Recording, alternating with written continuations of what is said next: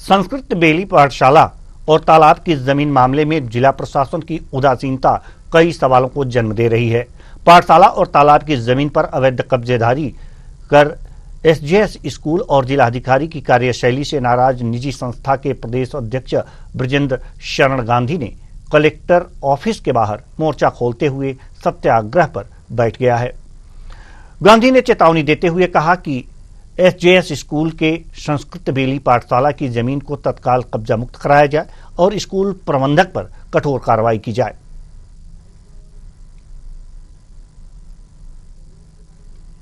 रायबरेली जनपद में लगातार एसजेएस स्कूल के खिलाफ धरने पर पाजा संगठन बैठता चला आ रहा है। मामला संस्कृत बेली पाठशाला की जमीन का और उसके अंदर तालाब के कब्जेदारी का, ये विषय पुराना है, लेकिन अगर हम बात करें तो रायबरेली का प्रशासन या लगातार इनके धरने के बैठने से अब तक कुछ हो नहीं पाया है। हुआ सिर्फ इतना है कि 1 करोड़ के करीब तकरीबन बेदखली की एक नोटिस जारी हुई है, उस पर भी कोई अब तक अमल नहीं हुआ है। ये मुद्दा बड़ा है, लेकिन एक विद्यालय का है और विद्यालय के माफिया को यहाँ भूमाफिया के नाम से जाना जाता है, जिसका नाम रमेश बहादुर सिंह है। हालांकि हाल ही में एक किताब उसने लिखी है शून्य से शून्य तक, लेकिन अपराधों की जो बात करें तो कहीं शून्य नहीं है। लगातार अपराधों की अगर चर्चा करें तो एक लंबी फहरिस्त रमेश बहादुर सिंह की है।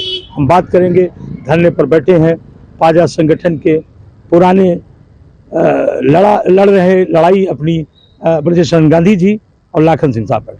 सर, क्या मामला है, फिर से दोहराइए। मामला ये है कि तालाब गाटा संख्या 267 और बेली संस्कृत पाठशाला की लगभग 10 बीघे जमीन, सब मिला के लगभग 16 बीघा जमीन पर भूमाफिया रमेश बहादुर सिंह का कब्जा है। तमाम संघर्षों के बाद 19/8/2023 को इन्होंने 1 करोड़ के जुर्माने के साथ बेदखली की नोटिस दी। लगभग 18 माह हो गए हैं, कोई कार्रवाई नहीं की। हमने एक शासन को पत्र लिखा था, तो अपर मुख्य सचिव राजस्व उत्तर प्रदेश शासन से एक पत्र कलेक्टर को आया। ये पत्र आया है 16/5/2024 को, जिसमें कहा गया कि जो हाई कोर्ट का आदेश है ओम प्रकाश बनाम स्टेट में और उसी के अनुपालन में तालाब खाली कराया जाए, कार्रवाई की जाए। लेकिन जिलाधिकारी के कानों पर जू नहीं रोक रही है। ये बराबर भूमाफिया का संरक्षण कर रही हैं और ना हाई कोर्ट का आदेश मान रही हैं और ना शासन का आदेश मान रही है, मुख्यमंत्री का भी आदेश नहीं मान रही है। कई आईएएस बदल गए, क्या रिजल्ट निकला? रिजल्ट शून्य है, खाली वो एक बेदखली की नोटिस है कहने को, तो बस बाकी रिजल्ट शून्य है ये। और ये चाहे तो तुरंत खाली हो जाए। अभी किसी गरीब का होता तो बुलडोजर चल गया होता।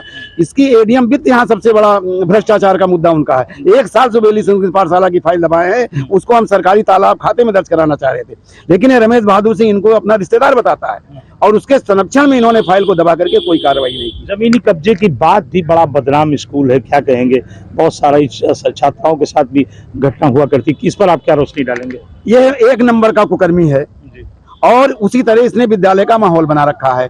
एक लड़की छत से दूसरी मंजिल से कूदती है जान देने के लिए। क्या मामला है? छेड़खानी का मामला, और क्या मामला हो सकता है? दूसरी लड़की गेट पर छेड़खानी की FIR दर्ज कराती है। तो ये इसके कुकर्म है। ये खुद इसने एक साइलेंट कक्ष अपना बना रखा है। वहां पता चला कि वहां कोई कुकर्म कर रहा था और उसने लात मारी तो ये जमीन पर गिरे, इनकी गांठी टूट गई और उस पर इन्होंने हम पर आरोप लगाया कि हमने मुलिया मुंह में इसकी लाठी मार मार के दिन के 10 बजे इसकी गांठी तोड़ डाली। अब लाठी तो पहले सर पर लगेगी या गांठी पर लगेगी? 4 लोग थे, ना कोई अस्पताल गया और ना 112 बुलाई और हमारे खिलाफ झूठा मुकदमा दर्ज। आरोप लग रहे हैं आप लोगों पर, कितना सच्चाई है? 100% झूठ लग रहे हैं। 12-13 मुकदमे इसने अब तक हमारे ऊपर बना दिए हैं और इसमें जैसे इसने सून से सून तक में लिखा कि मैं जजों पर दबाव बना के आदेश करा ले रहा हूं, तो ये हमारे सबके खिलाफ हो रहा है। कई ऐसे रायबरेली के न्यायालय में जज हैं जो इसके इशारे पर काम कर रहे हैं, इसके भ्रष्टाचार में लिप्त हैं। जी, बात आपसे करेंगे सर, आप भी अधिवक्ता हैं और इस मामले से आप जुड़े हुए हैं। पुराने जो इनके विवाद हैं उनसे आपको भी कुछ न कुछ नाता रहा, क्या सही है? ये बिल्कुल 100% सही है। कारण कि ये संस्कृत बेली पाठशाला की सारी जमीन, जिसको एक स्वयं कहता है कि 1906 का स्थापित है और 1914-18 में ये जमीन पट्टे पर मिली, पट्टे का कुछ अता पता नहीं। लेकिन इसने क्या किया कि 1987 में इस जमीन को 1918 की जमीन को हड़पने के लिए 1987 में 27 मार्च 1987 को एक बेली संस्कृत पाठशाला कमेटी नाम की एक फर्जी समिति बना लेता है और उसके जरिए ये सब पूरा इसका खेल चल रहा है। यहाँ तक कि तालाब जो 2.5 बीघे का है उसकी 4 बीघे की फर्जी खतौनी लगा करके CBSE से 1995 में मान्यता ली और उस मान्यता के पहले इसकी मान्यता जब प्राइमरी की मान्यता 1 से 8 की होनी चाहिए थी, ये 2019 में मान्यता ले रहा है।